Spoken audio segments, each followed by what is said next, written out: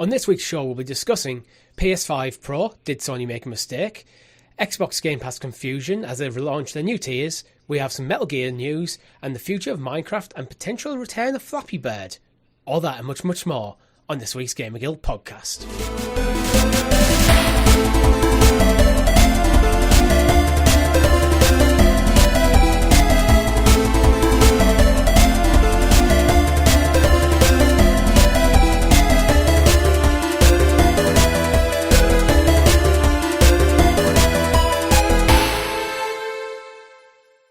Good game, everyone. Welcome back to the GamerGuild Podcast, your weekly show where we round up all the week's video game stories and news right here for your listening or viewing pleasure, right here on youtube.com/GamerGuildTV and up there in the digital cloud on your podcast preference of choice.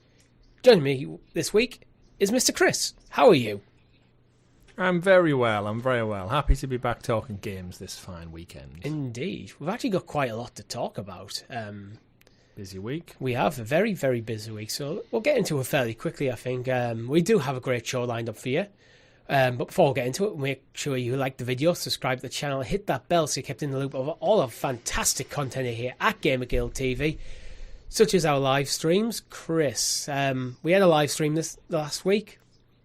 Shh, won't talk about the live stream. We won't talk about it. Won't talk about the live stream. We had tech issues. So let's talk about the week before, where you played Astrobot. Are you still playing Astrobot? How's Astrobot?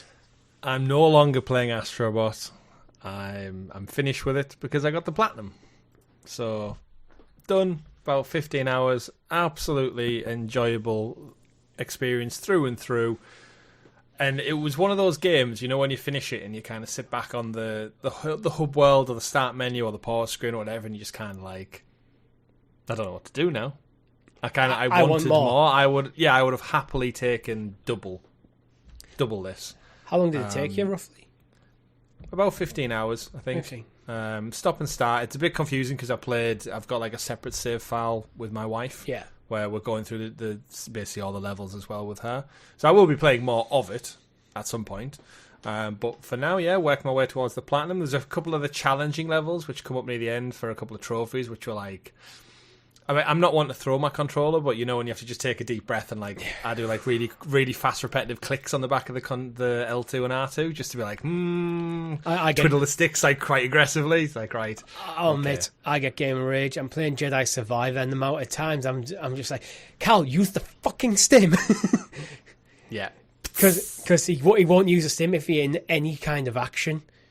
Right. It's like, so if you, and sometimes the dodge is shit, I find on that game. It winds me up when you press an enemy's got like a red attack which you can't block. So you press dodge and he doesn't dodge far enough. It's like, how am I meant to dodge that then if he doesn't dodge far enough? Jump. Yeah, it's... Maybe. I don't know. It's been a while. It's annoying, but you get better, you get used to it. He needs Astrobot's laser feet over the top of them and kill them that way. That's something that they should add in. Yeah. There's got to be some character in Star Wars history that has laser feet. Oh, there will be, yeah. But we actually have more news on Astrobot, I think, later in the shows. Anything else you've been playing since your roll credits? I've gone back to Star Wars Outlaws. So that was Astrobot. I knew was never going to take too long. So it was always like, I'll just take a breather from Outlaws, enjoy like a fun, whimsical 3D platformer, and then inevitably, probably by the week after, I'll be back to Outlaws. So I'm just getting back into that. I have bit the bullet on Space Marine. Oh, you've done it? Yeah, so... After, remember all my Amazon Astrobot delivery fiasco? Yes. That got remedied and I got credited back by Amazon. So when that credit went back into my bank account, I was kind of looking at it and I was like, it's the exact same price Space Marine is. Free money. So I kind of like hovered over it, I had it in my basket, and then I was like, yeah, go on then. You played one, you enjoyed it, and it's doing quite well.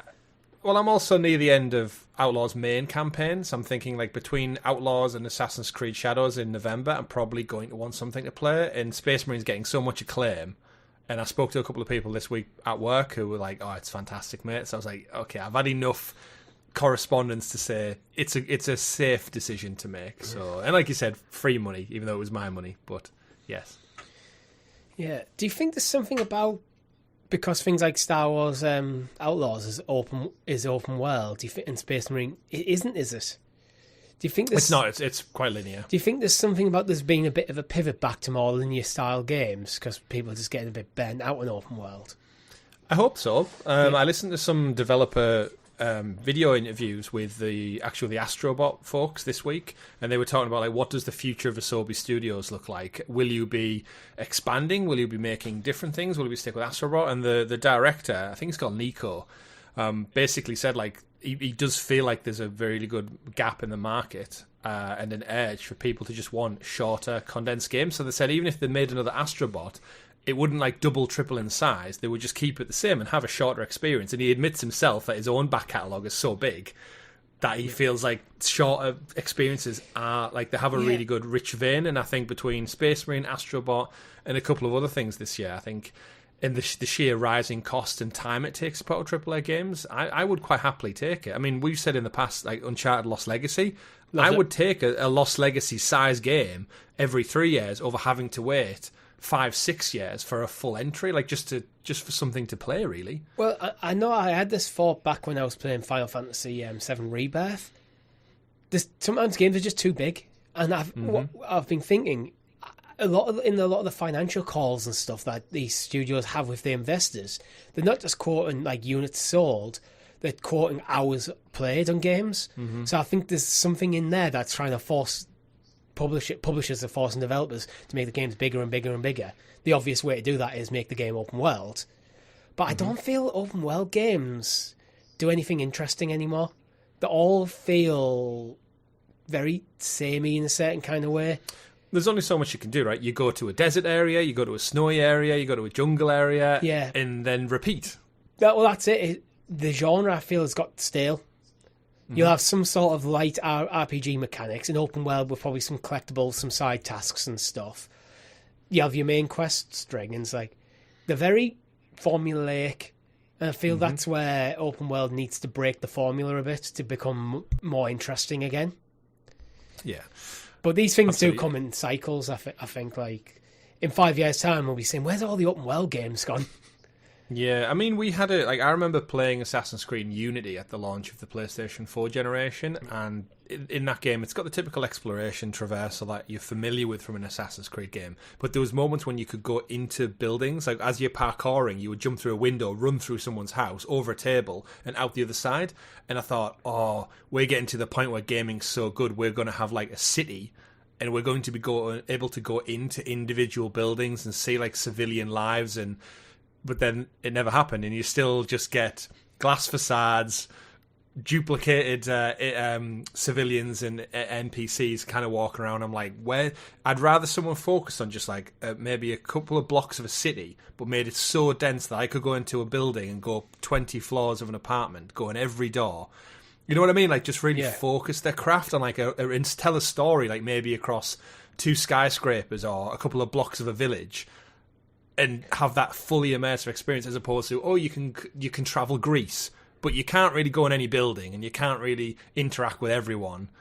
You know what I mean? It feels empty and sparse. I'd rather do the opposite, but we need a story or something to go with that, I guess. Yeah, one thing I think I'm liking about Jedi Survivor is because it does the Metroidvania thing. You'll find an object, something that blocks your way when you're just exploring the open world, and go, you can't pass that until you've got a new ability, which then funnels you back into the story.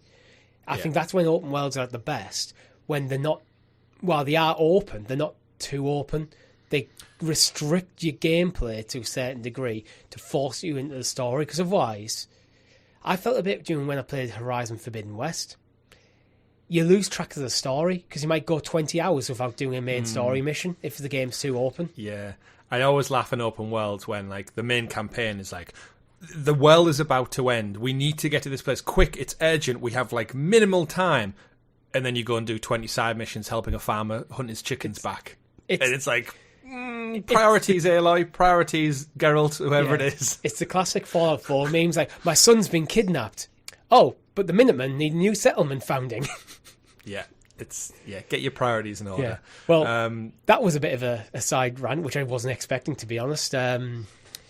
But before we get into the show, make sure you check out our merch store. So, Chris, there's a promo. There's a promotion coming up on the 21st and the 26th. 21st to the 26th of September, ahead of our 5th year anniversary. It's 20% off everything. So if you're thinking about heading into winter and you want to get yourself a hoodie, a hat, a jumper, some swimming trunks, whatever you need for your winter ahead, I'm tempted. then check it out. You should be, and we also added some new things in this past week. And there is for the 5th anniversary, there is a special. It's a Stadia. It's the Stadia controller. You probably haven't even seen this yet, Richie. I don't think I have actually. I was fiddling around with it last night. It's the Google Stadia controller, but it's like the silhouette of it. So it's like the shadow design. That went up on a couple, so I've sent Richie the merch shot. It's probably on. So. If you're watching the YouTube video, it'll probably be open now because I did actually download the images earlier when I was getting ready for the show, but I hadn't had a chance to look at them. Yeah, there's a couple. So we all know the Google Stadia controller, one of the best aesthetically pleasing controllers of all time, and yeah, there's a couple of items now available. So there's a couple of new things on the merch store, but again, I'd always encourage you just to be patient. Like, don't go order them now. As much as we'd like you to buy them at full price, there's 20% off coming up. So 21st to the 26th of September, heading into our anniversary, there's 20% off everything. And like you, Richie, I'll probably have another glance at it and go, what do I fancy? I'm tempted by the contrast hoodie with the GamerGuild logo, which the one you're wearing. Yeah. Well, you're wearing the t-shirt equivalent, but the contrast hoodie. Yeah, I like it as well. Yeah. Maybe we'll have to pick up one for each of us. Yeah. Do you have one? I've got the yellow and black one. Yeah. Because the yellow and the hood looks really, really good. And they're really comfortable as well. Like, they're premium quality. They're not just like shitty Fruit of the Loom t-shirts. I'm wearing like the Helix Cloud Games version of it. Well, mine's not the contrast one, but it's the same store. Comfortable stuff. But yeah, it's a shame the promo didn't quite line up with our 5th year anniversary because we got a lot on the table for that one, but it's close enough. It's heading into it. Yeah, so 21st, 26th, that's going on. And as you mentioned, Chris, the 5th year anniversary will be on Saturday the 28th. We'll be streaming for roughly 12 hours, maybe a bit more. Mm-hmm. In which we'll be doing this podcast live. We'll have a Q&A session. Head over to Discord if you want to write in. That's the best place to do it. Or leave the comments of this video or wherever you're watching it. Best place is probably the Discord. It's easy for the Discord, especially if you're on a podcast platform. Mm-hmm. We're planning to play Gears of War 2, which is something we've been promising on the channel for quite a while. Yeah, just a little bit. Yeah. We'll be going through, with you, ranking all of the consoles. Clickercast Season 2 preview. Potentially. Again, we have time in the day, so depending on how the streams are going, how much of Gears we get through, we can make decisions on the fly. But the core timetables is lined down. Yeah, and we'll also be playing some multiplayer games with you, our audience. So if there's a specific game you want to play with us, again, head over to Discord and let us know. So, Chris, let's get into the news. Would you like to introduce us to it? Absolutely. The graciously gathered Gamer Guild Gazette, a.k.a. The News. The News. And as always, our news is brought to you by our Guild Heroes, which you can join for as little as 99p over on the YouTube channel. We thank you very much for all the support you've given us over the last 5 years. I think it's about 4 years since we opened up the membership program. And some people have been there for the entire time, which is amazing. Right, again, really, really thank you for that. It's awesome. Yeah, love to see it. And I guess special shout out to any new listeners, because we've seen a nice little boost in our subscriber numbers the last couple of weeks. We don't really know what it is. It might be the short. We've been putting out some shorts. I've been trying to. It's the power of apologies Astrobot. to anyone thinking like, oh, why am I been hit with shorts all of a sudden? But it is genuinely helping out with our numbers. So if anyone's new to the channel, this is the first episode of the podcast you're checking out. Thanks for stopping by. We've been doing this for 5 years. As Richie just said, we're going to celebrate at the end of the month. But yeah, we're on that road to 2K. Cannot wait. Yeah. PS5 Pro, Chris. We got a release date and a price. It'll be out on November the 7th for £699 Great British pounds. It doesn't have a disc drive, and it doesn't have a vertical stand. No, but it does have an upgraded GPU. And reading straight from the PlayStation blog, they've developed the PlayStation 5 Pro with deeply engaged players and creators in mind. Upgraded GPU with the PS5 Pro. We are upgrading to a GPU that has 67% more computing units than the current PS5 console and 28% faster memory. Overall, this enables up to 45% faster rendering for gameplay, making experiences much smoother. They've also got advanced ray tracing. We've added something even more powerful that provides more dynamic reflections and refraction of light. This allows the rays to cast at double and sometimes triple the speeds of the current PS5. And they've also used AI-driven upscaling, which they're calling PlayStation Spectral Super Resolution, or PSSR, an AI-driven upscaling using machine learning technology to provide super sharp image clarity by adding an extraordinary amount of detail.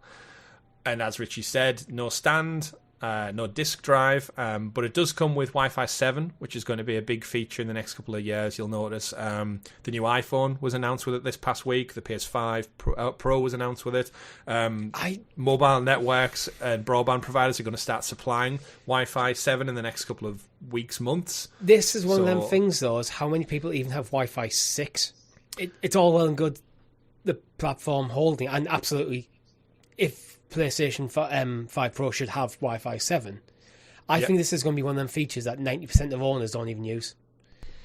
It's just future-proofing, isn't it? Yeah. As with all, if it came out with Wi-Fi 6, everyone would be arguing about why it doesn't come with 7. So it's one of those, you have to push it forward every time, because you've got to put something on the box to make it sing. And if you remember, the PS4 had 8K on the box, and then it never really supported it or never had anything to showcase. No. And when they did the Slim, they took 8K off the box, because I think we covered that on the show, like almost like winding it back a little bit, going, well, just keep hold of 8K and we can put it on the PS6 when it's genuinely here. It's one thing. What they've done there is, in an absolute perfect test scenario, they've managed to get a game running probably at 30 frames per second, probably a 2D side scroll or something in 8K resolution. Mm-hmm. So then they go slap that on the box.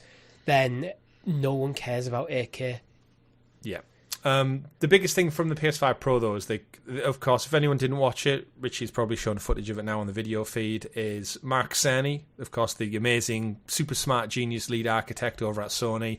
He was on stage in a virtual world to basically discuss the ins and outs of this, and they showcase like side-by-side footage, the deeper immersion of the crowds, and the AI power of that PSSR really driving home just more fidelity. Yeah. And I think the biggest message to take away was, currently now often people choose between performance and fidelity mode. Roughly 80% of people.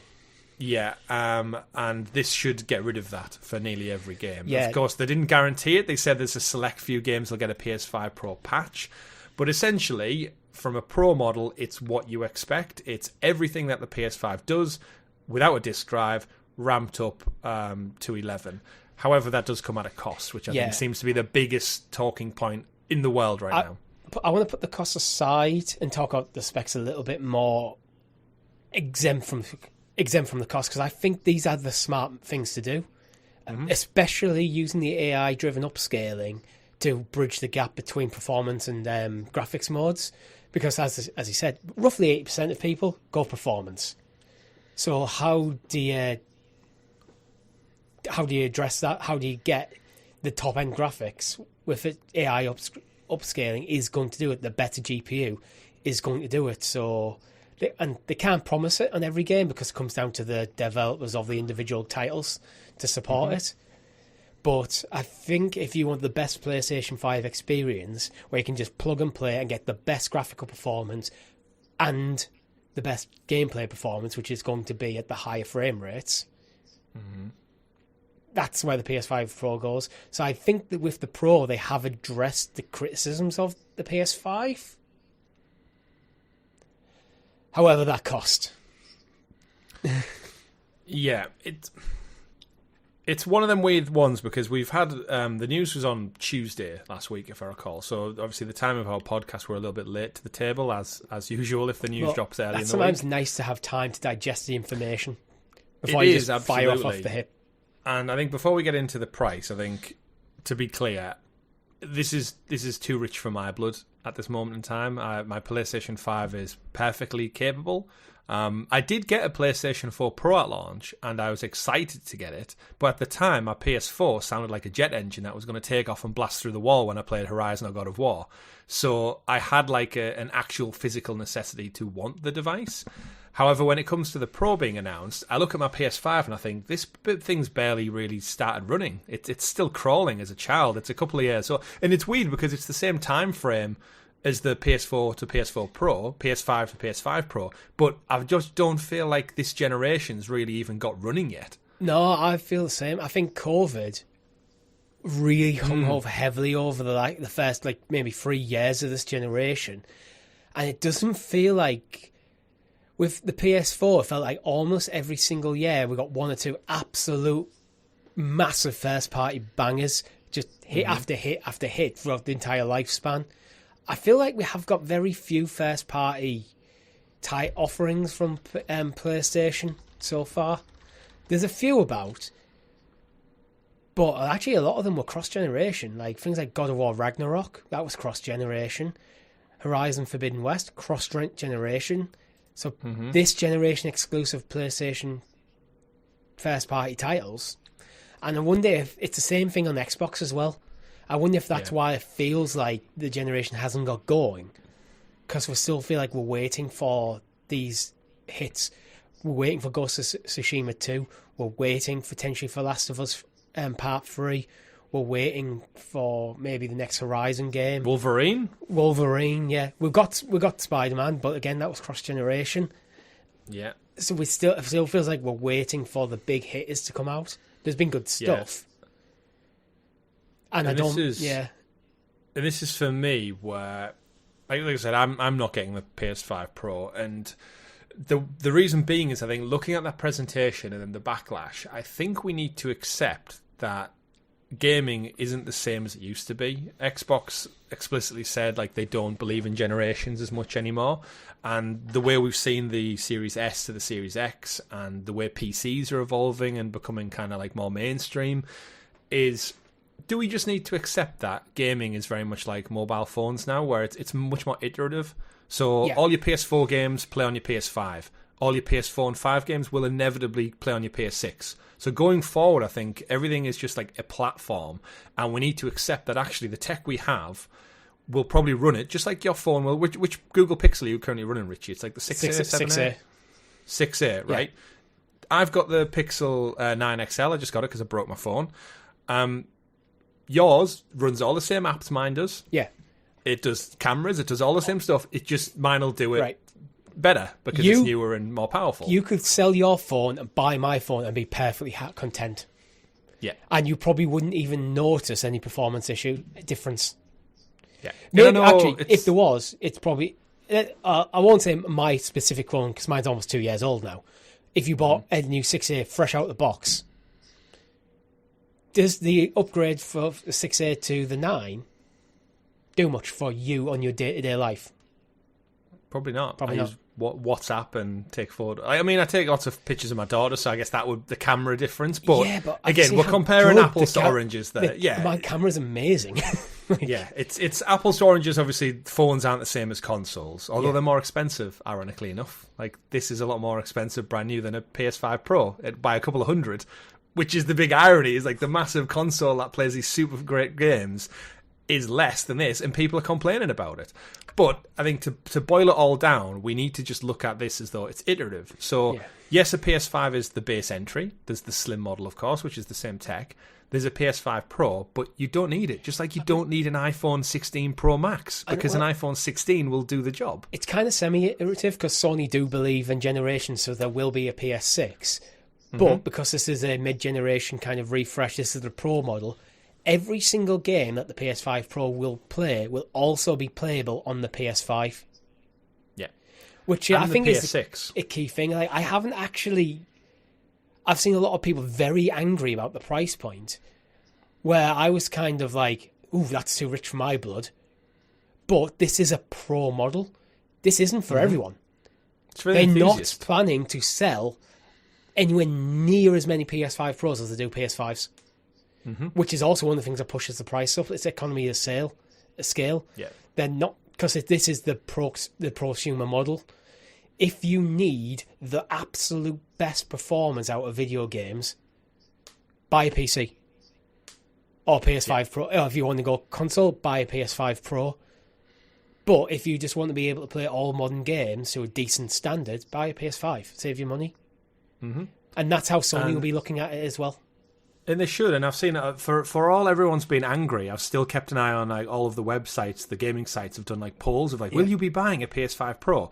There's still about 15% saying yes. Yeah. So if Sony can get that 15% to buy a Pro for £700, then as you said, that's the enthusiast market. But that's 15% who want to buy it. What you have to think of, you're talking about gaming website there. So a small percentage of gamers will actually go to a gaming website. A small percentage of that will actually engage with the gaming website's polls, and then a small percentage of that will actually saying they'll be a PS5 Pro. So it's probably 1% max of people who are interested in PlayStation. Yeah, interested. But in then this at the console. same time, you've got people who walk in the shop. They want the new console. They go, well, this is the best. It's a bit more expensive, but it's the best. And they're the same people who go in and they buy the iPhone Pro Max, even though it costs X amount more per month per year. Because it's the best. People want the best. It's a statement. It's an accessory for your life, and you pay for that. You pay a premium and you do for that. pay for it. But as it all boils down, I don't think it's. I don't want to say it's unreasonable because it's priced me out well and truly. Like I think I paid $450 for my PS4 Pro, so the price has jumped astronomically, and I do think it sets a bad precedent for what the PS6 could look like. I don't think we should be looking at the PS5 Pro in pricing compared to the PS6. I think you should be looking at the PS5 compared to the PS6. Because the PS6 isn't there to replace the 5 Pro, it's there to replace the PS5. But looking at history, this is where when the PS4 Pro came out, it was the same price as the PS4 was at launch. Because time had passed, the PS4 went on sale, and then the PS4 Pro came out at the same price as the launch PS4. However, the difference now is Sony have put the base PS5 price up year on year, and then the Pros coming out at a much higher price. It's like actually that gap for general price cuts. The Switch hasn't gone down in price. $5 as well. In the States it did. We're fortunate over here in the UK for some reason. We won't get into inflation rates, I don't think, and the UK and other European countries have been absolutely shafted. It's a very, very complicated political situation going on. Yeah, but $699 does not equate to £699 in any way, shape or form. No. We are getting mugged off by a good chunk of change. But what I would say is, do you think there would be as much uproar if this was the PlayStation 6? You know what I'm saying about iterative consoles? Yes. If people came out with this is the PS6, I think there would be faster, better, more uproar. More uproar. Because I've just justified the price of this. Well, I'm going, no, I would not pay that price for a console, because now you're getting getting to the level where you might as well start considering dropping an extra £300-400 and getting yourself a gaming PC. It's getting a bit too close to gaming PC prices for my taste. PS6 is a base entry for that generation, so that would be then me going, what's the point of a PS6 if it's getting close to PC territory in terms of money? This is a prosumer model. This isn't the model I would recommend people buy, but the PS6 would have to be. If that makes sense. This is where we get to that weird, like, iterative generations thing, where how can you believe in generations when the PS6 will essentially be a PS5 Pro?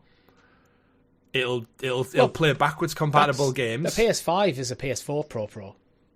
Exactly. Yeah. That's what I'm saying. So, like, at what point they can't keep saying it's generations when they very much struggle to justify the Pro in that video. I don't know if you watched the full thing. Yeah. But those comparison shots, I know they were compressed for YouTube.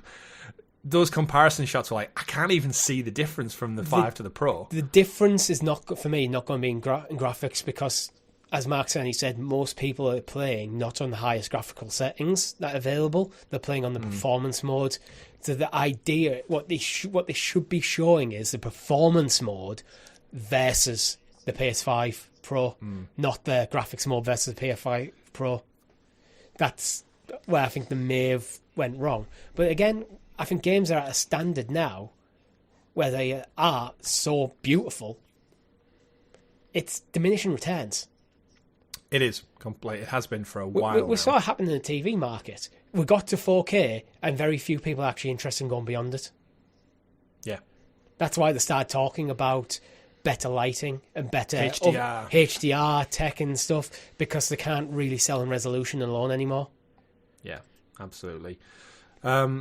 there's a lot to break down with the Pro. I think they've shot themselves in the foot a little bit with daft decisions like the stand. Yeah. So if the vertical stand is sold separately, do I just put this thing on its side and it wobbles around like the base model? Is that how I'm supposed to do it? The fact that you need a stand to begin with is a design flaw. And I think that with the base PS5, it's a design flaw. It's odd, isn't it? Yeah, if you need to have a stand for this thing to stand, I get it with the base PS5 because it can change so you can mount it horizontally, but why not just design the console to be able to do that anyway? It's a weird design decision. That's not even taking the looks of the thing, it's still ugly. What you mean, once it's been attacked by a velociraptor down the side of it? Yeah. And it's got the big, swipe mark. I will say, the PS5 Pro Wolverine Edition could look pretty cool if you think about the claws going through the console. I hope there's, the slashes on the side are actually vents. I'd imagine they are. Yeah, because then at least it makes they're not just go faster sense. stripes. Yeah. I think the PS5 Pro looks better than the base PS5, to be honest. It just looks like a PC tower, doesn't it, really? Yeah. Going back to the generations thing, I think the reason why Sony like generations is because then you have this cut-off point where you don't have to keep supporting everything forever. Yeah. So with Xbox, they still have to produce consoles that can support games that were released on the base Xbox. Sony don't have that obligation. PS5 Pro has... All games currently have to support PS5, and PS5 Pro they'll run on PS5 Pro as well. But they're not producing games specifically for Pro. They're producing enhancements for Pro, where PS6, when they release games for PS6, they don't have to have them on PS5 if they don't want to. Yeah, I think that's where they go this this semi-iterative thing. So they get the mid-generation refresh, which is the Pro model, and then the next generation, they don't have to be developing software that supports the last one. Yeah. Yeah, drawing a line under your last gen is always helpful. I actually like that as a consumer as well, although it does cost you more money because eventually you do have to buy the next console. It means that developers aren't getting held back as much. We've talked loads of times about the Series S not being that much better than the Xbox One X. Yeah. So if developers feel like they're getting held back by it because they have to support it. It's One X Pro. Yeah. And to kind of keep drilling it down as well, is before we get into the comparisons, because I think there's a very good point to be made about the competition. No disc drive either, which I think is people who really like physical media still. I think if I was ever to consider a Pro, I would want a disc drive because I've got a huge video game collection of PS5 and 4 games. And then that's a further £80 on top of it. So that's where the price does start to really, really jump up. £80 for a disc drive is ridiculous. Yeah. And if you want the stand, so you're talking, probably up to £820, £30. This is where my argument of it being a prosumer model fall down. Because for me, this should be all bells and whistles. Premium, everything. Everything in. Stick another 50 quid on and give me the stand and this drive. Yeah. Even if you're not... That's what this should be. It should be. This is the definitive PlayStation 5 experience. You have your disc drive, you have your stand, you have your better console. We're going to put a DualSense fucking Edge in the box. Yeah, absolutely. It's like back to our phone example. There's the Pixel XL, but the camera's separate. Hang on a minute. That the camera's kind of a key component of the phone, just like the disc drive is to millions and millions of people. I get we're leaning towards a more digital future. It does have me worried that the PS6 is going to go, we're all digital. Is there a PS6 model, or is this the future where everything's a separate disc drive now? PCs did it years ago. When's the last time anyone bought a laptop that came with a disc drive? I mean, I said before, the slim versions of the PS5 were designed without the disc drive and detachable disc drive to streamline their manufacturing process. That's why they did it, not to improve the console, to streamline their manufacturing process, which means that they can produce more units quicker, and which keeps the cost of their production down, which means they make more profit. That is why they did it. I mean, discless also makes them way more money. They're Yeah. getting full digital sale cost. Yeah, aren't it's multiple wins for Sony to do it, and they're kind of going, well, there's this drive there if you want it. The Pro for me should have the disc drive. Yeah. I mean, this is a premium product. They go on in the blog to actually describe it as pretty much, as you said, the absolute top-of-the-line tech people. The PS5 Pro fits perfectly within the PS5 family of products, including the PSVR 2, the Portal, the DualSense Edge, the Access Controller, the Pulse Elite, and the Pulse Explore. So they're basically saying, like, look, if you want all-in on PlayStation, like, we have a suite of tech now that's all spacey white and modern-looking, and it will cost you an arm and a leg. This is why I think the DualSense Edge should be boxed in. Give you the best. Get you, when you open the box, you get the best PlayStation 5 experience. And then, if you have a DualSense Edge and get used to it, and you want to buy a second controller, you're more likely to consider the Edge. Yeah, and this is where we need to, I guess, pivot and look and like critique it for its price point. But then at the same time, if you took all the specs, so better GPU, better CPU, all the AI stuff, and presumably a more efficient design overall, and then put it alongside its competition, the Series X. Xbox have that Space Galaxy edition of the Series X coming out this winter. They do. 2 terabytes. It's only £100 less. So for £100 more, you're getting a Pro that is the best, the most powerful console in the world. It's just leaped over the X because it's a hell of a lot newer. So for £100 more, you're getting a console that is £100 more. And I think the thing we're overlooking as well is the 2 terabyte hard drive. Hard drives aren't cheap.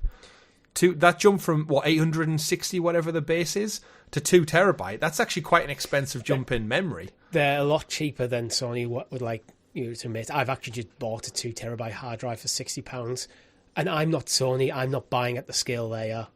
True, but 60 is not far off 100. That's the only difference between the X and the Pro. Is £100. A 1 terabyte hard drive from Seagate, where I bought my 2 terabyte one, was £5 cheaper. They're putting a premium on that. But I'm just saying, from the X to the Pro, £100 difference for what the Pro does compared to the X is a big thing. And I've seen a lot of people talking about, like, for this price, you could go and get a PC. And that's where the market differs, is 100% you can go and build a custom PC, you can go buy a PC. I don't actually think you'd get that great of a PC for £800. No, I think if I paid over £1,000 for mine, and it's running like shit today. My camera's all over the place. If you want a gaming PC, I think your starting price point is £1,000. Yeah. And that doesn't get you top of the line. You could buy a gaming PC for cheaper than that will run all modern games. But if you want to get close to the specs of a PS5 Pro, or even just a PS5, you are talking over £1,000. But that's the point of consoles. The point of consoles is because they can mass produce these things, they can drastically cut the cost and sell it at a more comfortable price point. That's why consoles even exist to begin with. Yeah. Because otherwise everyone would just game on PCs. They are just PCs. They just have a refined UI that's specific to the manufacturer. And because they're using the same GPU, same CPU, same RAM throughout the entire run, it's easier to produce games. It's easier to bug fix games. Mm-hmm. So there's a lot of... That's the advantages of consoles. But if you want the absolute best performance, it's PC. Buy the best PC stuff. Yeah. And you can way outstrip what the PS5 does. Absolutely.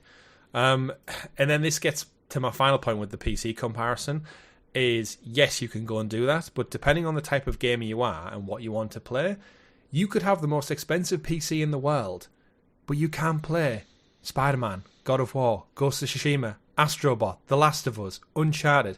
Need I go on? Unless you want to wait for a year or two. Yes, I was going to say, a lot of them games you can actually play. You might get them eventually, and yes, they will look better and stuff, but we all know as gamers, we like to play the latest and greatest now. I don't want to be waiting a year to play the next Spider-Man game beyond everyone else. Like, look at me this week. I bought Space Marine 2 because I bowed to the peer pressure of wanting to play the latest and greatest. There was no peer pressure. You chose that yourself. No, just put it on myself because that's, I think, video gamers and tech enthusiasts, we want to be on the cutting edge. So just like I wanted to have Space Marine, but like in the now and then, people will go out and buy the PS5 Pro because they want it in the now and then. They want the latest and greatest. That's how this industry works. That's why it's so cash rich, because people will quickly dismiss a product that works incredibly well to get the next greatest thing just because they can, because it's been launched. That's why iPhone put out a new 2, 3, 4 models every single year, because people buy them. And they've conditioned their audience to get used to and get excited for the next launch, that they are buying a new phone every single year. I think, for me, the way to look at this is, it's a prosumer model. If you're not happy with the price point, don't fucking buy it. And that's the best way you can send the message to Sony. Don't buy it. If you think the price point is not reasonable for what you get, don't buy it. That's it. And if it doesn't sell well, that's when Sony will learn the lessons, if you think there's a lesson to be learned. I think this is probably priced because they want to make a profit out of it, and they know they're not going to sell this anywhere near the same quantity of devices. So they have to put a higher... Yeah. They'll make their margins in the PS5 Pro will be higher than the margins in the PS5 Slim.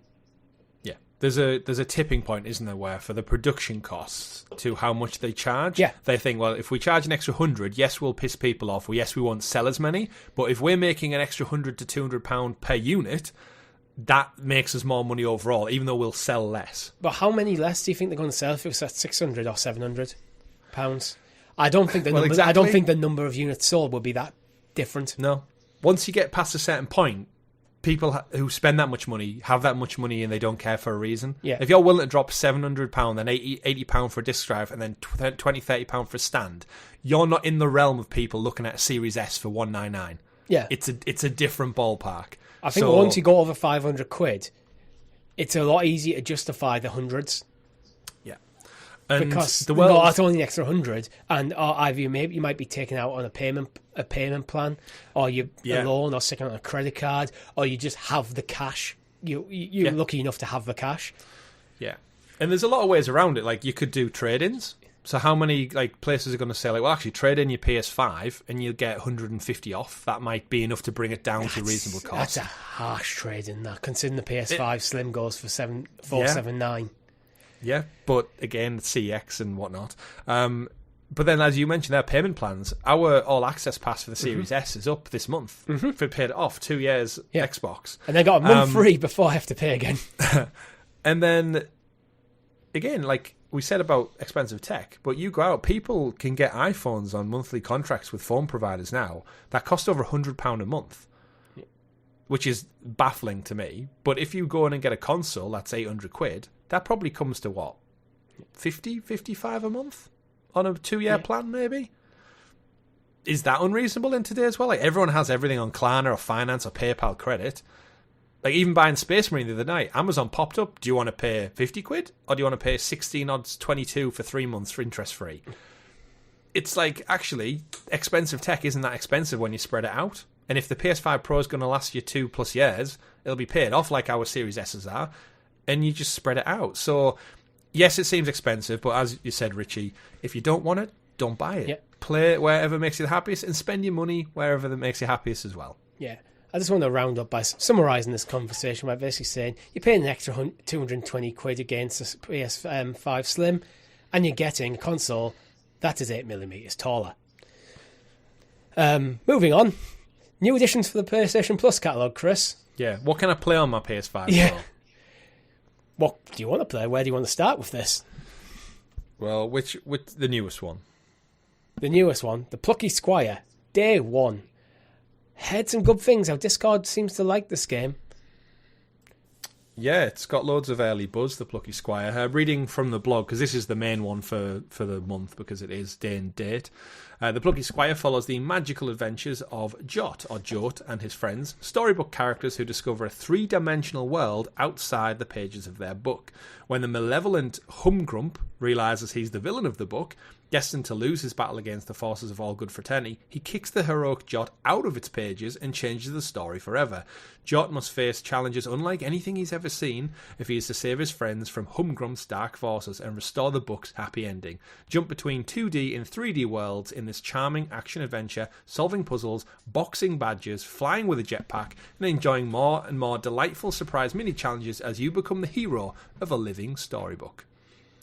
Yeah, this game got quite a lot of praise across like Summer Game Fest. I think it was Game Awards last year. It just looks like one of them where it's similar to Cuphead, where it does something different, where because it does jump between that 2D and 3D, we've seen it done before, but maybe not to this artistic flair. And it looks super fun, looks great. I'll definitely be checking it out. And it's maybe another really great get for PlayStation Plus because it's day one, so you don't have to buy it. Just like Stray, just like Rocket League back in the day, Fall Guys. It looks like another quirky indie win for PlayStation Plus. It does look really cool, and honestly, I think this would be a very good game on the Portal. Yes, it's got that portable aesthetic. It's got very, very strong Nintendo Switch vibes. Not coming to the Switch though. Not coming to the Switch. Yeah, it is. It's coming to the Switch. Yeah. Oh well, take it back. Yeah. Oh, at least it was. Will it run as good as a PS5 Pro? Yeah, when it was announced in 2023, it said it's coming to the Switch. The Switch is a weird one. I don't want to get into it. I think it feels like it's been dying for years, and then they keep bringing out new stuff. Well, again, comparing, like we won't compare it, but imagine the tech in the Switch compared to that PS5 Pro. Yeah, like albeit you could get 2.5 Switches for the price, but type of gamer you are. Yeah. So the games we're talking about here are for your extra and premium members. I'm going to read through the list, and then we can just pick one or two to talk about further. Obviously, Plucky Squire comes day one. Under the Waves, Night in the Woods, Chernobylite, Wildcard Football, Space Engineers, Road 96, Ben 10, Far Cry 5, Pistol Whip, which is for the PSVR 2, Secret Agent Clank, which was originally a PSP game, Skygunner, PS2, and Mr. Mosquito. Far Cry, decent get? Yeah, it's the same with most of these catalogue entries. It's like, if I hadn't played the big names, I'd be like, oh, this is really interesting. But I think it's a re-release Far Cry 5. Yeah, it's back to our previous conversations of like, what type of gamer are you? And I'm of that generation where I want to play the latest and greatest, like in and around release. So I'm part of the conversation. I see this stuff online and social media, and it doesn't get spoiled for me in all essence. But there's a lot of gamers out there and a lot of younger kids out there who don't have that disposable income to go and drop £70 on a game every other month maybe. And they are bound to these subscription models. And I think we maybe take it for granted sometimes when we look at this list and like we go, oh, Far Cry 5, that's a couple-year-old game. Imagine if you were like 12, well, probably shouldn't be playing it if you were 12, but if you're 12-year-old and this game drops, that's like 40 hours of fun that you can have on a brilliant game that your mum or dad maybe wouldn't have given you the money to go and buy outright, and it's now just, there you go, play it. It's part of your rotating Netflix subscription. Like, the gaming catalogues and these subscriptions are so cool for, like, a different generation to us. And I think we often look at it and go, like, I've been there, I've done that, I've seen that. But you have to remember, we're from a generation where we grew up without these subscriptions existing. So gaming for us was, you bought the new game, you went home, you played it to death because you couldn't afford to buy the next one because you ran out of pocket money. Yeah, even if it was bad, you still had to play it to death because you had no choice. Nowadays, how many parents with kids have got a PlayStation 5, they just play for PS5 Premium and there's your games, and that's all the kid knows, that's all they ever want. Mm-hmm. And buy your game outright? Occasionally they might ask for a brand new game, but it's probably not that often. FIFA, Call of Duty, GTA.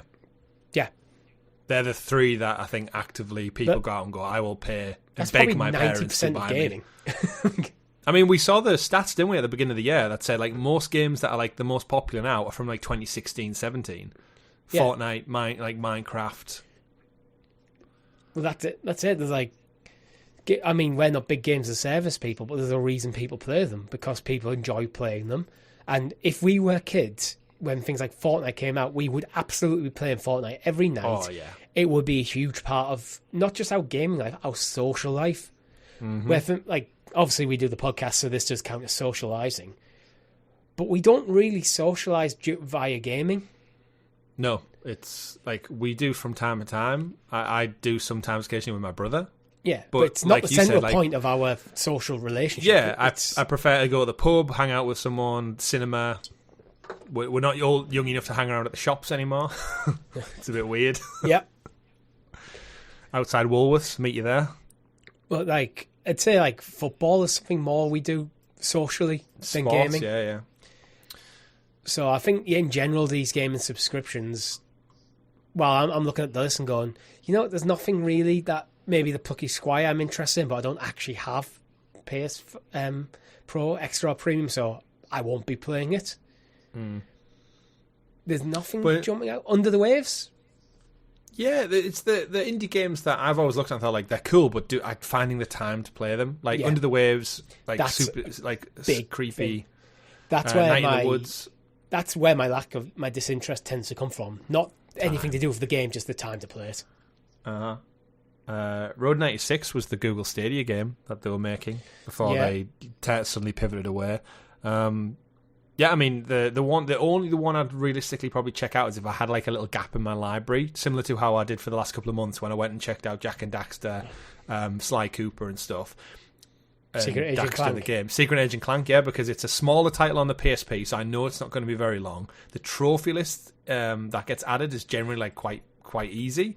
It's got the rewind and save features as well, so like getting through it when you make a mistake, you just go a little bit and rewind a little bit. So making that trophy hunting, it's a little bit easier. And I enjoy Ratchet and Clank, and I've never played a standalone Clank game, just like I never played a standalone Daxter game prior to last month. Mr. Mosquito kind of looks like a creepy bug from Rayman, so it doesn't interest me, but I've heard it's like definitely an outlier.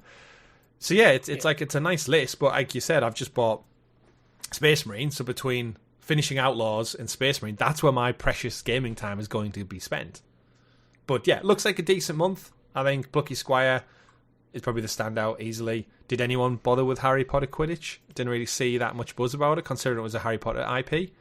Yeah. I don't know. I think it's probably got a small audience there. But... yeah. But it needs something to pull me in, I think. That's the thing with the PlayStation world, is we're still waiting on what's next. Like, imagine if the PS5 Pro announcement happened with a Ghost of Tsushima trailer instead. That's the like, thing. That would have been like, I'm in. I know it was a technical presentation,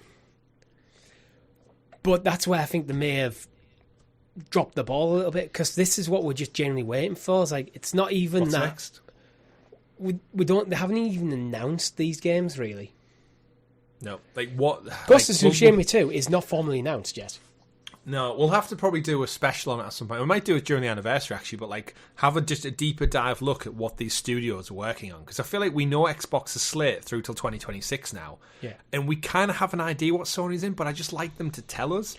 Like, what are Naughty Dog doing? What's Cory Barlog doing over in the other team at Sony Santa Clara? What the hell are Blue Point doing? They've been working on whatever, once Demon's Souls was wrapped up, since the PS5 launch. There's so much I just want to know. I think a lot of these studios have been working on games as a service stuff that have been probably canned. I hope not. I hope they're smarter than that. Well, we know that's happened with Naughty Dog. So in terms of going back to their bread and butter, yes, they might have had some like notes and stuff in like pre-production, but they won't be that far along with it yet because they were working on Factions. No. Naughty Dog was big enough to. Factions was their second project. I think they were always working. Yeah, they would never have committed their full team to live service. And Neil Druckmann said a few times like that. Yeah. That's not how. Think about how the way they've done them. They had the Uncharted team. They spun off and started The Last of Us. Then they went back to Uncharted for Uncharted 4, and then they had The Last of Us 2. So they've scaled up to a point where they've got two teams. Factions was essentially the Last of Us Part 2 team that kept working beyond the launch of the game in 2020, while this other team's working on their new franchise IP. But then when Factions folded, they've kind of merged maybe back into one big team. So, I mean, 2020 was the last big release. So 2025 is only a few months away, Richie. They've had half a decade since Part 2. Yeah. So, but then that's the same for a lot of these studios. Like, what are they doing? Like, I just want to see. I'm just really curious what first party have on slate for us. If only we had an event coming up that would fill us in on that. Are you talking about a potential PlayStation State of Play, which is rumoured for September the 24th, ahead of Tokyo Game Showcase? They like doing that recently, don't they? Oh, he's a big event for gaming. Let's go a week earlier.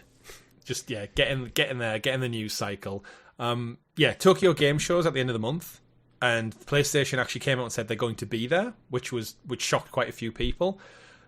We know Death Stranding 2 is going to be there because Hideo Kojima is obviously a big fan of supporting his home country. Tokyo Game Show lines up with that. They are going to be in there. The other rumour is the new Resident Evil announcement, because it's been a few years since we got Village. If you think about you and me played that on Stadia. We did. That died like 2 years ago. So actually Resident Evil, the way they crank out those games, we had 4 Remake probably a year, like 2 years ago as well, nearly. So we're probably ripe for either another remake announcement. Give me one, Capcom, or a new Resident Evil entry. Resident Evil is very closely partnered with PlayStation throughout history. Death Stranding 2 is PlayStation exclusive. So if they're going, as rumoured, a day or two before, I think that would line up. It's not a showcase either. It's a state of play, which is usually the smaller thing. We'll show off some stuff from our partners, and then they'll go into Tokyo Game Fest. So I think at the end of the month, we could have some nice second-party deals lining up for the PlayStation 5. And then I think they're keeping everything close to their chest till next year. I think the best we might get is at the Game Awards this year, we'll get a Ghost of Tsushima 2 trailer to round out the show. I feel like what I want from Sony is a big showcase that just wows me game after game. What are your big studios working on? Cover them all. Yeah, that summer showcase we had 2 years ago now, which was just banger after banger. What's Guerrilla working on? Probably the next Horizon. Yeah, because we know there's rumours of Horizon MMO. There's quite That's a few outsourced to a South Korean developer, though, isn't it? But Guerrilla be probably overseeing the project. Lego Horizons comes out next in November. That's not them either. No, but what's the next big thing that they're working on in-house? Killzone, baby. Sucker Punch. Give me Ghost of Tsushima 2. Or if it's something else, give me that. This is where I want. It's like all your big studios, Blue Point, Insomniac. We know Insomniac, but go around all of your big studios and go, what you're working on. We need a trailer. Give us a trailer, whether it's gameplay or cinematics, or whether it's just an announcement, quick logo thing, whatever you've got. Send it to us. We're going to do a big showcase. We'll cover all the big studios. Yeah, because then they win. they just win the year. Yeah. Back to like a little bit of the Astrobot conversation from earlier, saying actually like the cycle for making them games and the size of them. Apparently, when Team Asobi went to PlayStation with the pitch for the Astrobot game, they had in their initial slide presentation September 2024 as their launch window to celebrate PlayStation's 30th anniversary, and they hit that launch window. That very rarely happens in this industry now. But as you said earlier, it's about a 15-hour game, though.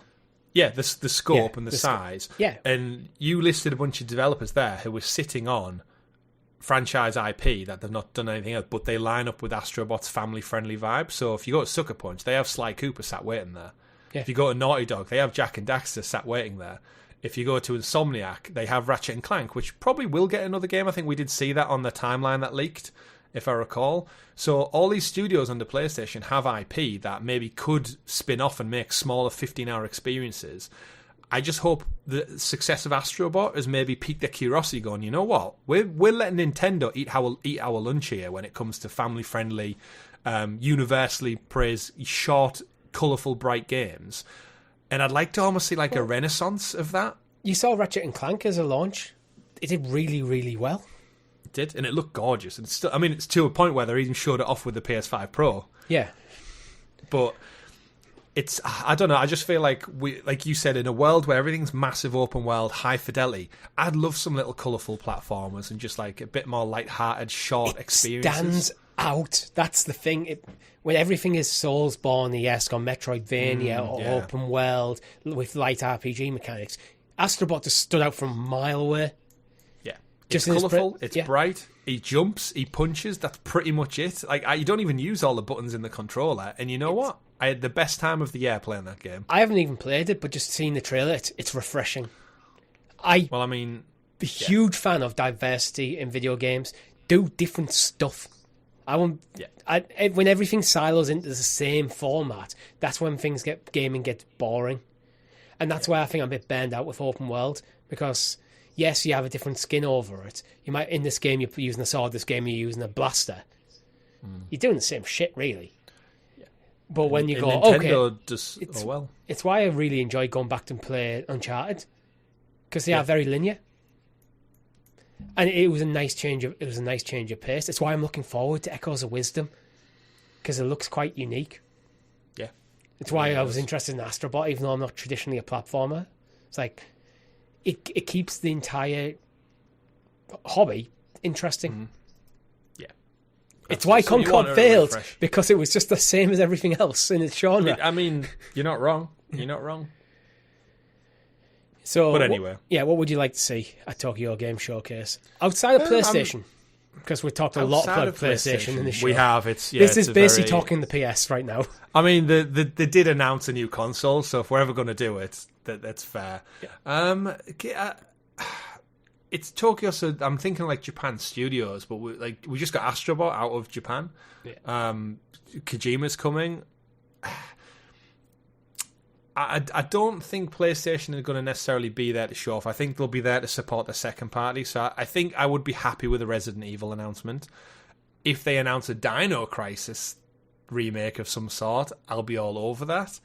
But realistically, I probably think, I'll be happy with the Resident Evil. And I think heading into this Halloween, I've been saying it for pretty much the whole year, but I want to get onto the Resident Evil train. Like, we played Village, we played 7, and we had a great time with it, but I've never played them on my PlayStation, and I've got 2, 3, and 4 remake lined up. So if they come out with a 1 remake, alongside maybe whatever the follow-up to Village is, I'll be like, right, now is the time to pull the trigger on the RE franchise and go full in on it. Because I've loved playing 7 and Village, as scared as I am. But I want to experience them on my PlayStation with trophies. And I know a couple of Halloweens back we started 2. I want to see out that. But with 1 just sat there vacant, I'm so particular about doing things in chronological order. Yeah. I just want that 1 remake to really just set the fire under me to go onto it. I'm a big advocate for a 1 remake. I know they did it for the GameCube, but I would do 1 remake. You went Capcom, so I'm going to go Konami. Metal Gear Solid Delta is still slated to come out this year. We have not got a release date. I've pre-ordered it. When I ordered Space Marine last night, I pre-ordered Delta because it popped up in the recommendations and it was like, well, I'm going to buy it, so yeah. We need a date on that. I think this game should get pushed to 2025, though, at this point. It's getting late in the day, We're late in the year, and the year's stacked. I know it's Metal Gear Solid and should command everyone's attention, but is there just too much between now and Christmas where they might be better off dominating the early part of the year themselves, where there's a bit more space? Yeah. Late spring next year has got a good space to it, I think. April. Push it in the next financial year. But we also have news of Metal Gear Solid Collection Volume 2, which apparently they've learned the lessons from Volume 1, because Volume 1 had the rough launch. Yeah, we knew Volume 2 was coming, because they looked at the breakdown of the files on PC for the Collection 1, and it literally explicitly said the Volume 2 will include 4, 5, and Peace Walker, which is the PlayStation Portable game. The fact they called it Volume 1 suggests there's going to be another volume. Yeah, that gives it away, doesn't it? They've still got maybe time to figure out what they want to put in. I'd personally like to see like Metal Gear Portable Ops and Metal Gear Acid is like a separate little mini volume of like the portable ones. They have admitted though that the issue they've got with the new ones is just the technology behind it. Is 1, 2, and 3 are very old games that already had ports with the Twin Snakes, the HD remaster collections back in the day. 4 specifically has been stranded on that PS3 with the cell processor, causing enough problems for Sony, let alone porting the game across. And 5 is already available on modern hardware with backwards compatibility. Anyway. 5's the one I would omit from a Volume 2. I'd go 4 plus a lot of the side stuff. Yeah, because 5 is already there. You can just buy it. You can play it. I don't think it needs to be in there. Yeah, maybe give time 5 to age a bit more before going back to it. Yeah, because you've got what was the one that brought out before 5? It was like a shorter 15-hour experience that was only like 25-30 quid. Oh, I know what you mean. So it was Phantom Pain. Phantom Pain was Metal Gear. It was where Snake was just... It basically showcased what 5 was going to be, didn't it? Yeah, it did. Metal Gear. I can hear people in the comments going, Metal Gear. What are they called? Metal Gear. Dun, dun, dun, dun. There was Survive, which was a weird multiplayer thing. Ground Zeroes. Don't count that. Ground Zeroes, that was it, yeah. Yeah. That was it. That whetted people's appetite for 5. Yeah, so I think we've got portable... I think it should be Portable Ops, Guns of the Patriots, Peace Walker, Metal Gear Rising, and... Acid. Acid? Do you want some acid? Yeah. I don't have any. And Ground Zeroes. So basically, everything that haven't done... Yeah, actually, I think that's it. Everything after Metal Gear 3 Snake Eater, but before Metal Gear Solid 5 Phantom Pain, that's what I'd have in this collection. Interesting, I was looking back at some of these older ones as well that I've got on PSP. The Portable Ops one, I didn't realise, it's the American version I own, and I remembered when I was looking through it, is I bought it from the Virgin Megastore in Florida when I was like 13, 14-year-old maybe. I got my PSP, and when you went over there, because of the tax differences, the games were way cheaper. But because the PSP had UMD discs, it was the first one that wasn't region locked. So I remember going like, I can get a game over here in the States for cheaper, and it will work on my PSP. So I remember being on holiday. All my holiday money for that trip went on like 3 PSP games. So yeah, my Portable Ops version is the US version. Oh, wow. Which it basically was Metal Gear 5, like Peace Walker is, where you go in, do an individual level, Fulton people out of there, build up your team back at home base, and that's 5, which is why I think Peace Walker is so revered, because it is essentially 5, but without the tech behind it. Yeah, see, I didn't like the home base stuff in 5. I thought it just got in the way of the rest of the game. Back and forth. Yeah, and what about D-Dog? There's a point where, because there was online functionality where people could attack your base, and it's like, I hated it. I actually hated it. It's like, once that happened to me it was like, I just no longer cared about the home base, so if I didn't do another thing, home base. It's like, I'm not spending my time building this up for some dickhead on the internet to destroy it. It's not what I'm into. B&Q, though? What, B&Q? Yeah, you said home base. Oh, fuck B&Q, fuck home base. Wow. I have no issues with either of them. And Konami for Sour and Kojima. But are we past that now, though? It's been a long time. I mean, we are, but they aren't. That's the big difference. The day they mend their bridges and he goes full circle, after he does Death Stranding 3 and whatever his other projects are, he'll come back for one more Metal Gear in partnership with Konami, but it has to be done by Kojima Productions. That's his rule. It's like, give me the IP, I'll make a game for you, Konami. We'll put everything to rest. But I think it will rest on when Delta comes out. If they don't mention Kojima's name in the Delta credits, they can go fuck themselves. Yeah. That's because it's just pettiness. You could just literally go executive producer Hideo Kojima, or original work by Hideo Kojima as a very quick line. He's in the credits, and it's like, then it would just show Konami's moved on from him. Yeah, like get on with it. Because because they know Metal Gear fans, anytime they do anything Metal Gear, are going to be looking for his name. And if it's not there, it shows that he's still got a lot of place in their heads that they haven't moved on. They need to move on, acknowledge the fact that he was so instrumental in these games, give him the credit he deserves, and then make another fucking Metal Gear game. Yeah. I agree. Yeah. I agree. What are your thoughts, though, on the new Xbox Game Pass tiers, Chris? Well, it's very relevant news for you and me, Richie, because now our all-access things are expiring this month. We're going to need to make a decision on which tier of Game Pass we commit to going forward if we want to play games for the channel. So we actually have to make an informed decision. Xbox Game Pass is in the news this week because they finally launched their new tier system, which they confirmed a couple of months back, where they're basically bringing down the entry level to the standard tier, but then they're increasing the price across others and stuff to include different things. But the biggest thing they did was they announced that day one first-party titles are no longer going to be part of the standard entry-level tier. So if you're on the Game Pass level 1, you ain't getting Indiana Jones, you ain't getting Starfield, you ain't getting anything like that.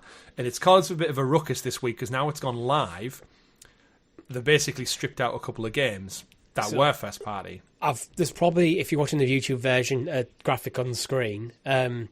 What would annoy me, what does annoy me actually, is PC Game Pass players, bear in mind they're $3 a month cheaper, do get day one games. Yeah. Gotta please them PC folk. Yet they're happy to charge more for the console version and give us less. But this is where is console just like its own thing, where people don't pay attention to the PC side of things because they just have the console at home. So it's like, well, you'll pay it anyway for that bespoke console experience. But yeah, I mean, what have they took out? So some of the ones that they've took out recently is Diablo 4 Age of Mythology, which just came out this week. Live stream on the channel. Starfield's been removed. Senua's Saga Hellblade 2. So it's an interesting thing, like a couple of days ago, you had them, and now you don't because of the restructure. If I was halfway through playing one and I didn't pay attention to blog posts or updates, I'd be very confused and very pissed off, where it's like, I haven't finished Starfield yet, and now you're telling me to keep playing it, I need to pay more money. Yeah, I'd be raging. Interesting, yeah. I would go the other way. I go, fuck Game Pass if that happened to me. Genuinely, because I would be that petty. It's like, no, I'm not paying you more money. I'm going to pay you less because you pissed me off. But obviously, they brought out Game Pass Core, which is $9.99 a month, which you get online console multiplayer. That shouldn't be locked behind a paywall nowadays. Online console multiplayer should not be locked behind a paywall. Just if you're still using that as a selling point, fuck you. It's a weird one because like the big games are still free. So like Fortnite is still free, regardless of if you've got it or not. I don't care how big the games is. It's normal. It's basic functionality of the device nowadays. I pay for my internet provider. This should not be locked. This is very much Xbox 360 era shite. Yeah. They have also confirmed recently that it will be up to 12 months or more before day one releases on Game Pass Ultimate make their way to the standard tier. So if you think, I'll just wait them out, so just bear in mind you're going to be waiting a year or more. Up to or more means it could be before a year or after a year. It's redundant. It's a redundant statement.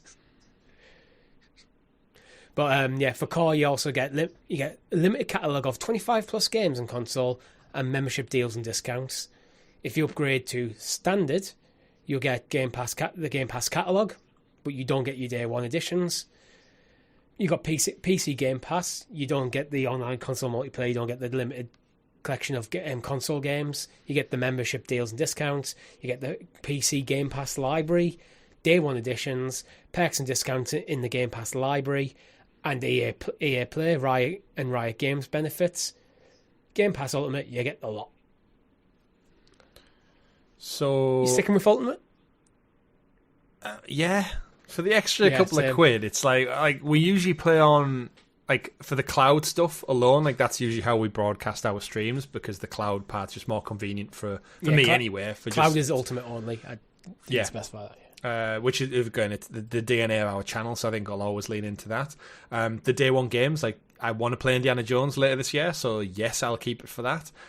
And just, I think it's in a weird way, it's similar to the Pro conversation, where I just want everything. I think so. It's like, why, for the sake of a couple of pounds, it's so low and the difference is so insequential. Yeah, I'll just have the highest one. I think this is a perception thing going on with me, because I'm going Ultimate as well. Ultimate is going to cost me less money because I'm not paying for my Xbox Series S anymore, so I'm actually saving money. So it's like, it's about how much money am I saving every month rather than how much more am I spending. In the way I'm looking at it, because that's just the direction of travel. What are we going from $21.99 down to $14.99? Yeah, something like that. Console still works. We'll still play on PC and cloud. So I could drop another £4 a month and then get less functionality, and then lose the PC side of it. Yeah, So I guess in a quick roundabout nutshell way then, Richie, after 2 years of Game Pass, have you been satisfied with what you've gotten for your money over the last 2 years? Console included? Yes. Like, has All Access been worth the access? Yeah, I actually think it has. Again, I've been leaning more towards PlayStation stuff, but having that catalogue there because we're on the channel. But I kind of try to think of this as if I didn't have a PlayStation 5 and I wasn't that asked about the best titles day and date, I wasn't bothered about PlayStation first party. I just wondered, what is the best bang for buck gaming experience you can get? It's exactly what I did. Get the Series S on All Access. Actually, if I didn't have a PS5, I would have went for the Series X. Get the Series X on All Access with PlayStation, with Game Pass Ultimate. Mm-hmm. You pay it's probably about less than £30 a month for Series X on All Access. Yeah. That's very... If you have Netflix and Amazon Prime and Disney Plus, that's probably more than 30 quid. It absolutely is, yeah. Yeah. Which I have all of them. And you have access to all the games you could realistically ever want. Unless there's specific stuff on like the PlayStation side of things. So I do think it is... Yeah, I'm satisfied. Yeah, exactly same echo. All that the All Access and Game Pass collectively is the best value in video games, hands down. Like, anyone complain about the Pro, if you're worried that much about money, get a Series S with Game Pass. You will be set for life with just that box and bundle. And realistically, the PS4 is good enough. Yeah, like the Series S is good enough. If money is an issue. If money is a severe issue, you want the game on console, but you don't want to spend too much money, it's the Series S with Game Pass. That's it is unfortunate that console Game Pass has been reduced in what you get. So if you can stretch to it, I'd go Ultimate, but Ultimate isn't with All Access anyway. So that's more, if you're looking to buy now, that's a conversation you have in a year's time. Yeah, 2 years time, actually. 2 years. Yeah, and I think I've settled on with my All Access. I'm going to keep Game Pass, but I'm not going to commit to another console until I see what follows the Series X. I think next time I'll go all in on the top tier console. Yes, I probably would. But I don't need an X between now and whenever. Well, the reason I went for the Series S is because for day and date games that I want to get the best performance, I already have my PS5 sat there. So I was getting a Series X because I wanted access to that Xbox library. Yeah. And I didn't really care getting about the best performance because I'm only looking at a 1080p monitor. I don't need better than that. Next time I consider an Xbox console, though, I'll probably be living with my girlfriend, and then I've got 4K HDR TV to run, so I'll probably be looking the other way. So it just comes down to what you need. It does. Do you need to save the galaxy for the Emperor, though, Richie? No. You do, though, because you've bought the game. So, Space Marine 2, the most successful Steam launch for Warhammer 40k series? Yeah, and no surprise. Space Marine 2, strong start on Steam. It's, like I said, it's the most successful Warhammer game in terms of peak concurrent users. Previously, it was Total War Warhammer 3, which we know Rob is a big fan of. That had an all-time peak of 166,000. Space Marine 2, 225,000 and higher, keeps rising. And that was, I think we praised it the other week for even its pre-order launches, like the early access was already doing stellar numbers. And it got great reviews. Last week we covered it. It was like 8s and 9s out of 10. I think this has just been a standout game that's landed somehow in the busy period of the year, but it's not lost any of the wind in its sails. I think on another day, this could have maybe been swept aside as like a AA game. But I feel like there's enough nerdy fantasy people out there to go, you know, Outlaws didn't hit for a couple of people. Astrobot's for family. It's a while till we get Assassin's Creed and the next big thing. I think Space Marine, they've just kind of hit on everything. Graphically, it looks beautiful. Gameplay is fun. The reviews have landed well. And its timing seems to be middle of September. It's a good window for launch before the busy season truly kicks off. Yeah. And I am genuinely looking forward to it. And I think if all those perfect Storm elements hadn't been there, I might have just waited and picked it up for cheaper many moons from now, but it's on its way. It's a game that I think has caught the attention of the PC gamers, and it's not a full price game. It's 50 quid. It's £55 on Steam. Ooh, 49 on Amazon. Just saying, physical. Actually, 46 in Argos, but they didn't have it in stock. Yeah, but I think because it is that cheaper price point, but then does have the polish. It's not the biggest game ever, but as we said earlier in the show, I think it's becoming more and more, especially for games that are targeting an older audience. Time is valuable. My biggest criticism of Final Fantasy VII Rebirth was it's too big. Yeah. I didn't consider... I was getting close to 100 hours and I was nowhere near the platinum for that trophy. I had a full playthrough to do again on a harder difficulty, so I just sod that. Yeah. Space Marine 2 campaign, 9 hours in length to complete. Maybe it could be a bit longer for my taste, that, for the price, but the quality's there. 40 if you want to go for full completion. There you go. That's... Yeah. 40 is about... I think 40 hours for a game that is about, in your £50 to £60 range is about right. Yeah. But if you don't have that time on your hands, why not play Flappy Bird instead? Flappy Bird. What's going on with Flappy Bird, Chris, and why has it come back? It's back, so there's a couple of shock things. We don't normally talk about mobile gaming, but I think Flappy Bird is its own thing. Everyone remembers it. It got over 100 million downloads back in 2014, which is what shocked me the biggest of this whole article. It's that it was 10 years ago. It feels like only yesterday when everyone downloaded it, checked it out, had a laugh, criticised it for its Mario World copyright infringement. Everyone was playing. It's my parents were having a go at this, my siblings, friends, colleagues at work. 10 years ago that was, Richie. Flappy Bird. I don't know. It's one of them I never fully understood because it's not a unique game. It's not. It's that style of game where it's like Helicopter. Do you remember Helicopter? Like the Flash just game? holding the space bar. That's all Flappy Bird is, effectively. Obviously, mechanically things are tweaked, but it's the same game. Yeah. It's one of those. The hype. I think it was just because it costs next to nothing, and it was fun. There is something about just seeing who can get the high score. It's the ultimate arcade setup. Yeah. Where you just tap the screen and see how far you can flap, and it had that Mario skin to it that made, I think, appealing to a lot of people. And when it got pulled from sale, actually, if you had an iPhone with Flappy Bird on it, that drastically increased in value.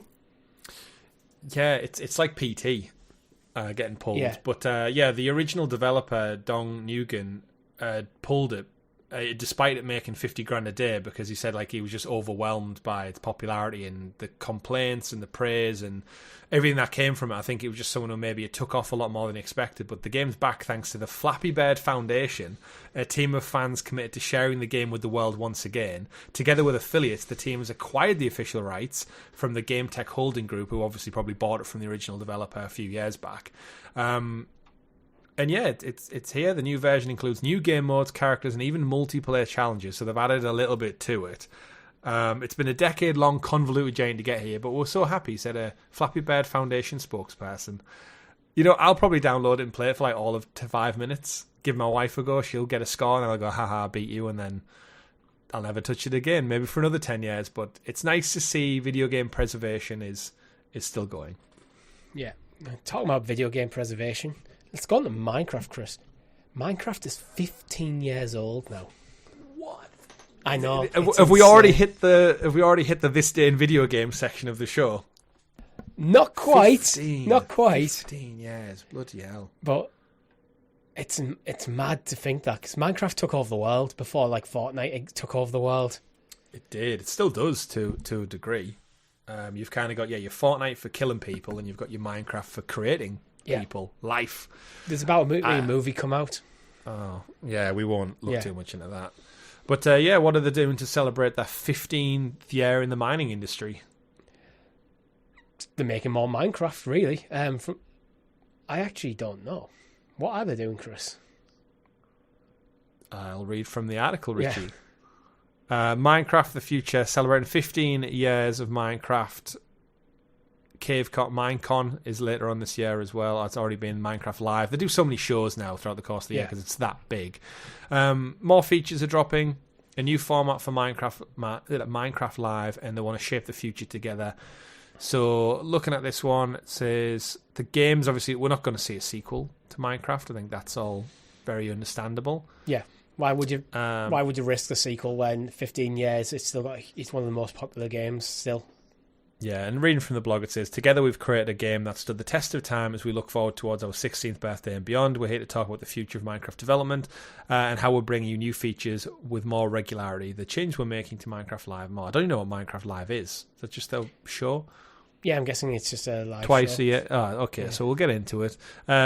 More content on the way, featuring development rhythm. Instead of providing one update during the summer, as we've done in the past, we'll now be releasing a number of free game drops throughout the year.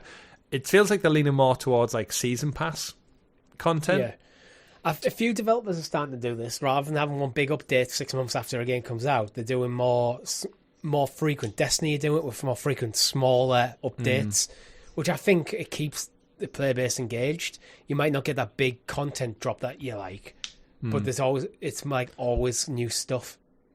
Yeah, it always seems so small as well. Like they said here, the Armored Paws content, which brought armadillos, wolf variations, bat updates, and wolf armor. And then it says, developers are still working to grow since its first release. Long-term initiatives so we can ensure to evolve Minecraft long into the future. They don't actually say that much specifically. No. But I think that's with Minecraft. I think it's always just going to be a platform, and I'm so glad that they never did a sequel. I don't think it needs it. I'm just happy for Minecraft to just exist. But they are working on the native PS5 version of Minecraft. Obviously, they've got the ray traced version, which looks... I think it's insane how beautiful that game looks, considering the nature of the art style is like designed to be blocky. Yeah. It's phenomenal. Like, I think it is the best game actually to showcase ray tracing, because it's not traditionally beautiful in the way a lot of like more realistic graphical games are. So you can, so the effect of the lighting stands out much more pronounced. Yeah. I agree. But where do you want to end? I think we've got time for one more, Chris. I was just going to do quick fire, I reckon. Quick fire. So Rockstar co-founder Dan Houser is taking huge. Takes core crew from Immortals of Avium team under the wing and forms a new studio, Absurd Marin. Yep, sounds great. Again, he's had lots of experience with Rockstar, over 20 plus years of it. He's took his millions, he's formed his own studio, Ascendant Studios, and then all the great people who made Immortals of Avium, which was a good game. It just didn't sell any units, similar to Concord in a way for EA. He's picked now loads of their core team and he's opened a new studio now. So this guy's left Rockstar with his millions and he's now formed 2 new studios to focus on a single player, story-driven experiences. Which I think in a couple of years' time, when we're getting new IP and new games from these smaller studios, that's what keeps the industry ticking over. So I'm happy to see that, especially when the next news story is everyone's just leaving people. Yes, we don't have time to cover the story properly, but basically the entire Annapurna Interactive team have left. All 25 members of the Annapurna Interactive team collectively resigned. This was one of the hardest decisions. I'm reading from Bloomberg. This is one of the hardest decisions we've ever had to make, and we did not take this action lightly, said Gary from the group in the joint statement. Yeah. Thanks, Gary. It's weird because Annapurna, they're a publisher, so they kind of like they did Stray, if you remember. But again, a publishing team, they'll deal with like marketing and relationships management and PR. They don't actually like make the games really, so them walking out, it's a bit of an odd one. The thing that stands for me is they've came out and their new CEO has actively said, like, we'll still honour our relationships. Because remember, we covered it 2 weeks ago. They've just made a deal with Remedy to make Alan Wake TV movies and cross-media stuff. And then now they're scrambling to keep those deals alive, I guess. It's there was basically a dispute with the owner. I don't know the details of the dispute. But it's got to be quite severe if the entire team just went, fuck this, we're out. Yeah, it's an odd one. We'll hear more about that, I guess, when they restructure and if the contracts still go. Like, if Remedy turn around and go, whoa, we're out, we're going with someone else. Like, we'll learn about that as it comes. Yeah, I mean, if I was Remedy, I would want lots of detail, like what the hell's going on. Because if you're forming that relationship, it's like you want to know who you're in bed with. Free DLC with speedruns and more characters are coming to Astrobot. Are you looking forward to this, Chris? Yeah, I'd take it today if they put it out. Of course, the last Astrobot game came with like time trials, where when you finished a time trial, it would show your friends list in the time scoreboards. So when, I don't know if you remember, but when we all got our PS5s, it would show like your name and my name next to each other to see who was faster. And I thought that was a really cool integration of like friend list without really blowing the lid off the game.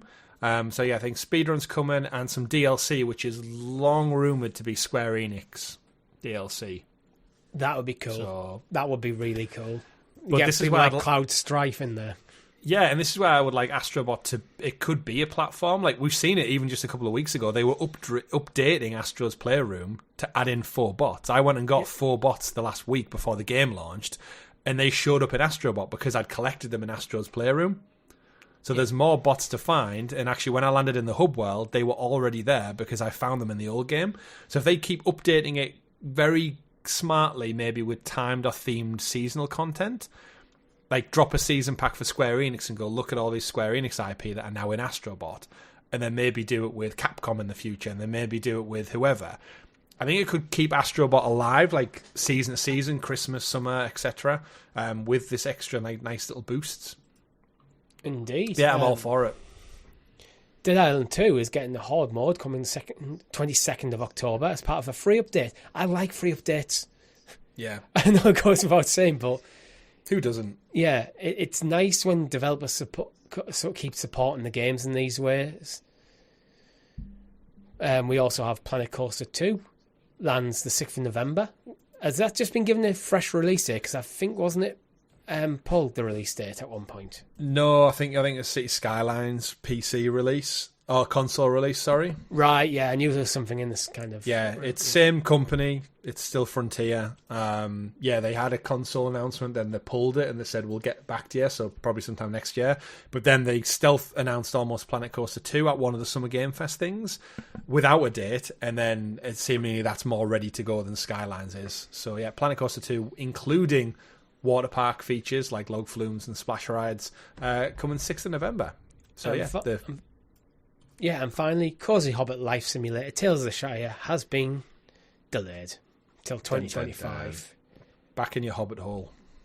Not a bad decision, I don't think. No. Reading from the statement, all of us here at Weta Workshop are excited to have you join us in the Shire, a peaceful corner of J.R.R. Tolkien's world. When a new Hobbit steps into Bywater for the very first time, we want that moment to be everything you're hoping for. To ensure we deliver on that vision, Tales of Shire will now be launching early 2025. Thank you for your patience and continued support. Be sure to tune into our Hobbit Day showcase on September the 22nd to learn more about Tales of the Shire and our new release date. Weta Workshop Game Studios. Yeah, I think a cozy game coming out in the winter months is probably better. You want it to be night when you're tucked in, it's dark and cold outside. You want to play a cozy game, so get in your little hobbit holes. You watching Rings of Power Season 2? I haven't started it yet. Just off the back of it? Very good. I kind of enjoyed... Season 1 was weird. I enjoyed it. Kind of. I don't know. I enjoyed it at the time, but I didn't have any... When I saw Rings of Power Season 2 came out, I was like, okay, that's out. Yeah. It didn't have that pulling power. I found it easier Season 2, I think, because of that initial disconnect of, like, it doesn't look like Peter Jackson's world, so I'm finding it very hard to get on board with. Now I've had another 2 years to wait, and seeing Season 2 come back with the same characters, I think I'm just more accepting of them now, because I've seen them already out. I know where they land, what dwarfs act like. They're not going to look quite the same, what the elves are like, the aesthetics of the world. I think now I know it's definitively not Peter Jackson, because I've had 2 years to sit on it. Yeah. I think I'm just more open to it, because at the end of the day, it's more Lord of the Rings content, and I do genuinely think Season 2, episode for episode, is getting a lot better at storytelling. The pacing's better. And yeah, again, the wife really didn't enjoy Season 1, as a big Lord of the Rings fan as well, but we're both enjoying Season 2, so I think it's doing the right things of what you want, improvement season on season. That's a concern I have, because my girlfriend is now a Lord of the Rings fan, after I made her watch the extended...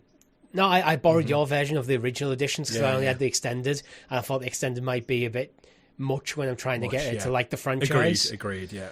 So I was like, this is my thing why I've been hesitant, because I will obviously be watching with her, and I'd want to rewatch Season 1 before with her, because she hasn't watched it.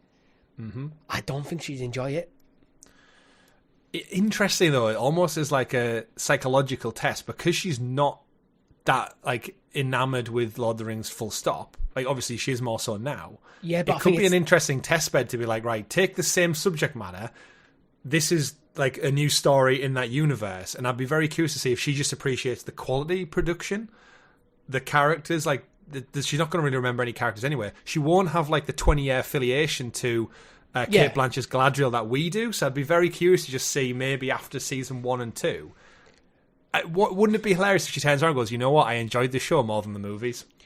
But I'm thinking about it and going, I think my enjoyment of Rings of Power comes from the fact that I am a Lord of the Rings fan. You big not nerd. Because of the quality of the show, to be honest. Yeah. I think if you take away the fandom of Lord of the Rings, would you have enjoyed it? I mean, it's got to be better than like the Wheel of Time and stuff that's out there right now. Amazon's other fantasy. Exactly, it's another Amazon fantasy show with swords and knights and castles and stuff. But again, you can't beat Lord of the Rings for fantasy exists because of Tolkien, essentially. I mean, that's not true, Tolkien, but Tolkien is the biggest exponent of the fantasy genre. The way we visualize it, then. Yeah, I would say. Every modern fantasy thing you can trace a route back into Tolkien. George R. R. Martin not finishing his books. Yeah, but even George R. R. Martin says he intentionally tried to do stuff that the Lord of the Rings wouldn't do. Yeah. So it's still there. The influence is still there. He's just made sure he was influencing the opposite direction rather than copying it. He flipped the coin. Still cast Sean Bean though, didn't they? He still did. Cast Sean Bean. He didn't, but yeah. Anyway. We like to round out the show, Chris, with this week in video game history. So starting on September the 14th, anything jump out to you? Yeah, good day. GameCube. 23 years ago in Japan, the GameCube. You could carry it to your friends with the built-in handle. Yeah. 4 controller ports. Yeah. Well, the N64 had 4 controller ports. So I'm saying they kept it. It was like a great feature. And of course, the mini discs. Everyone was like, they're so tiny. Yeah, because they decided they needed to move to optical medium, but didn't want to pay Sony the licenses for DVD. Still had a quirky controller. It did. And it came in purple originally. I didn't have a GameCube, but I've got a lot of nostalgic love for a GameCube. The GameCube was how weird they were. It was. The whole idea of the handle, I think, is weird. Who was actually carrying that around the friend's house? I used to put my PS2 Slim in my back pocket of my jeans and go around friends' houses. Like, that's how slim the PS2 Slim was. Your big fat pocket on your jeans. Although jeans were baggier back in the early 2000s. Oh yeah, we had some baggy jeans. Baggy trousers. 20 years ago, The Sims 2 came out. Sims 2? Shit. I think I don't think I've ever played The Sims 2, actually. I played the original. I played a lot of Sims 3. I don't think I've played much of Sims 4. Give me Sims 5. It's time for me to get back into The Sims. Yeah, we need a free-to-play platform of that. Yeah. Fable, 20 years ago on the Xbox. Yeah. As well. Huge game. Luigi's Mansion. Skate on the Xbox. Kind of became... I never really played Skate, but it was on my radar because I never had an Xbox 360. It was kind of where Tony Hawk's arcade Skate was more realistic. Yeah. Yeah, Skate. Yeah, well, Skate's due a comeback, remember? They showed us that terrible trailer, which was a behind-the-scenes, just look at the frame wiring and stuff. Luigi's Mansion, 23 years ago, launched with the GameCube, if I recall. And one for the sad books, back to Lord of the Rings. The Lord of the Rings Aragorn's Quest, which was a Wii title with a movable, 3D, a motion sword that you swing. Came out on the Wii and PlayStation 3 with the PlayStation Move. I bought it. I did not get past the initial tutorial level because it was so bad. September the 15th is quite a banger as well, when you look through it. Oh, let's have a look. Animal Crossing, the original Animal Crossing. I didn't even see that. I was looking further down the rest. You got things like Forza Motorsport 6, Divinity Original Sin 2, which then game basically got them Baldur's Gate. Undertale. A game I've never played, but it has such a cult following on the internet. Yeah. You know when the following of a game is so strong in a cult fashion that you're like, and it kind of puts you off playing the game, because it's like, how can this game be as good as all these people say it is? Persona 5, 8 years ago. When's Persona 6, Chris? When is Persona 6? 2026. It's time. Maybe Tokyo Game Showcase could be a place to drop a Persona 6. Well, we've had 3 and 4 Reloaded this year, so yeah. So the next thing on the works you would think would be Persona 6. You would? And Atlas, Japanese studio. I could see it. And then before we round it out, I want to just jump ahead another day to the September 16th. Kingdom Hearts, PS2. Simpsons Hit and Run, PS2, 21 years ago. And Star Wars Jedi Knight Academy on the PC. Yeah, I'll take it. But yeah, September's a good month so far. I feel like we've had a good 2 weeks back-to-back of nostalgia. Christ, Chris. Warlong Fallen Dynasty, 2 years ago.